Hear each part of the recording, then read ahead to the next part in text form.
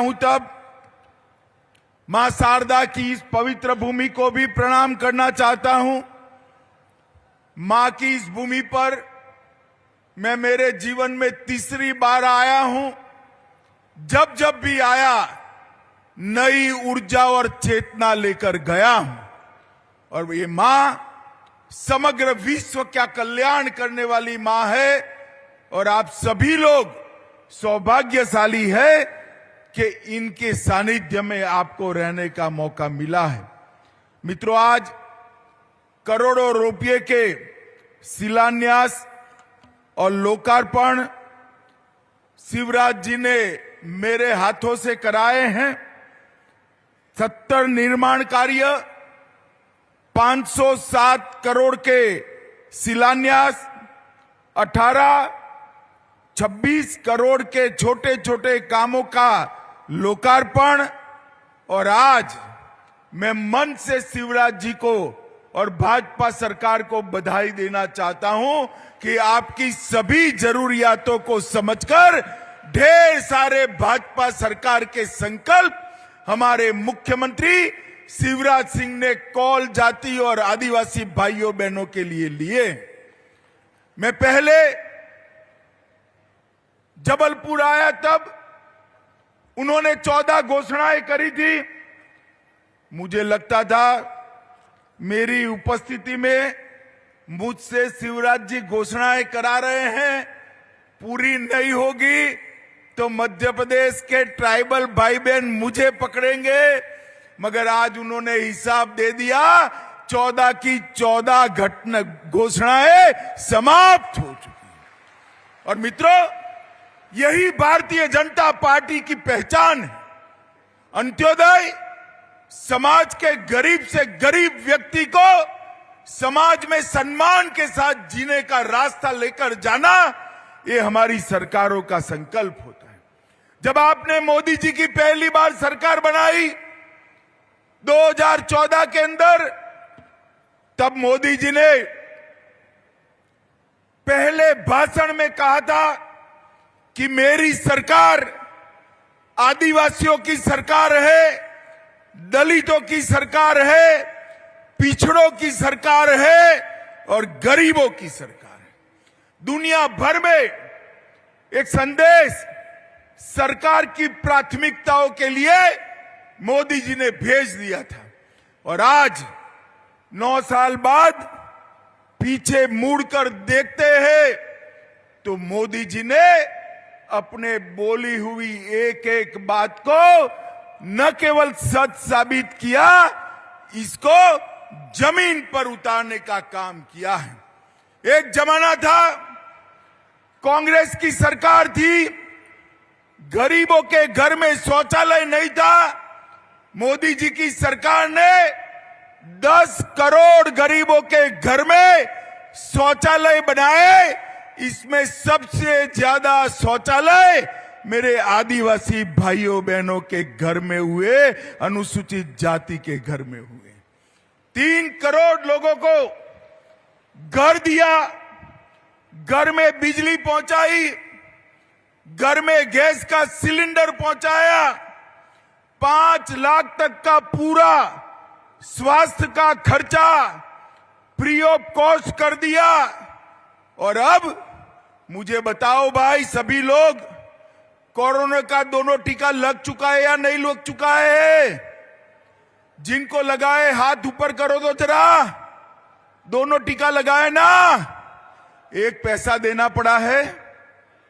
मोदी जी ने कॉफी भी पिलाई, कोरोना का टीका भी दिया और पूरे भारत को कोरोना से सुरक्षित करने का काम नरेंद्र मोदी जी ने किया है। मित्रों, इसके साथ साथ हर गरीब के घर में प्रति व्यक्ति प्रति माह 5 किलो अनाज मुफ्त में भेजने का फैसला नरेंद्र मोदी जी ने किया और देश के 80 करोड़ गरीबों को 2.5 साल हो गया, 2.5 साल से मुफ्त में 5 किलो अनाज भेजा जा रहा है।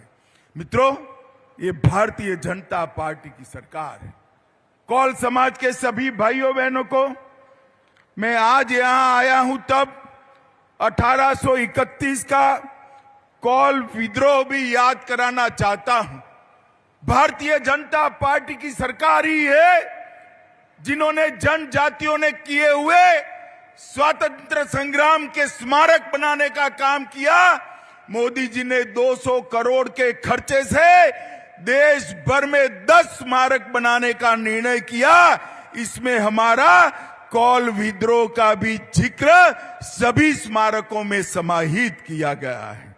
यहां पर गोंड महारानी दुर्गावती की बहादुरी हो, रानी कमलापति का बलिदान हो, अमर सेनानी बुद्धू भगत, जोवा भगत, मादारा महतो, इनकी बात हो, ये सभी को हमारी मध्य प्रदेश सरकार ने, शिवराज जी ने कहीं न कहीं जोड़कर याद रखने का काम हमने किया है। मुझे बताओ, जनजाति समाज के भाइयों बहनों, 70 साल तक कांग्रेस ने एक भी जनजाति समाज के बेटे या बेटी को राष्ट्रपति नहीं बनाया था।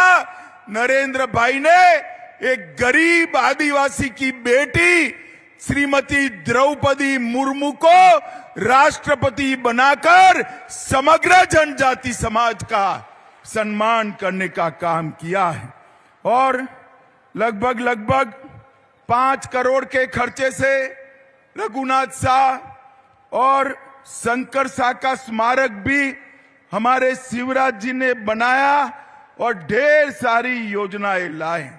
मित्रों, नरेंद्र मोदी सरकार आदिवासियों के लिए, अनुसूचित जनजाति के लिए बजट का परिव्यय कांग्रेस की सरकार में 24,000 करोड़ था।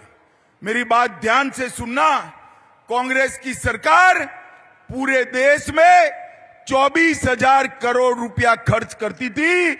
आज नरेंद्र मोदी सरकार 24,000 से बढ़ाकर 89,000 90,000 करोड़ रुपया खर्च करती है।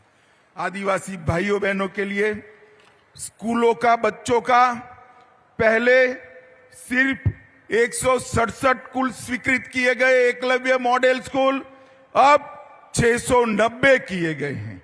और इसके साथ साथ सिर्फ 1000 करोड़ रुपया कांग्रेस छात्रवृत्ति देती थी, मोदी जी ने इसको 2833 करोड़ रुपया तक पहुंचाकर कई गुना बढ़ाया है। मित्रों, मैं ज्यादा बात नहीं करना चाहता।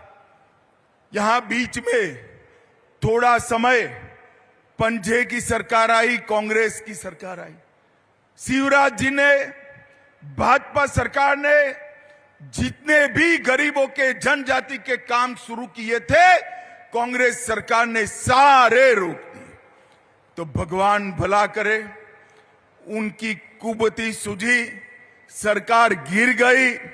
शिवराज जी की भाजपा सरकार फिर से बनी और शिवराज जी ने वो सारी योजनाओं को फिर से चालू करने का काम किया है। ऊपर मोदी जी, नीचे शिवराज जी, एक डबल इंजन की सरकार मध्य प्रदेश के हर गरीब के जीवन में सुख पहुंचाने के लिए संकल्पित है। मैं आज यहां आया हूं एक मेडिकल कॉलेज के उद्घाटन के लिए और आपके दर्शन करने के लिए, परंतु साथ में मैं कहना जरूर चाहूंगा, इसी वर्ष में चुनाव आने वाला है। चुनाव में भारतीय जनता पार्टी की सरकार को फिर से बनाना है। मुझे बताइए, सभी लोग भाजपा सरकार चुनेंगे क्या? अरे जोर से बोलिए, चुनेंगे क्या? कमल के निशान पर बटन दबाएंगे? मोदी जी के हाथ मजबूत करेंगे? मध्य प्रदेश में फिर से भाजपा सरकार लाएंगे?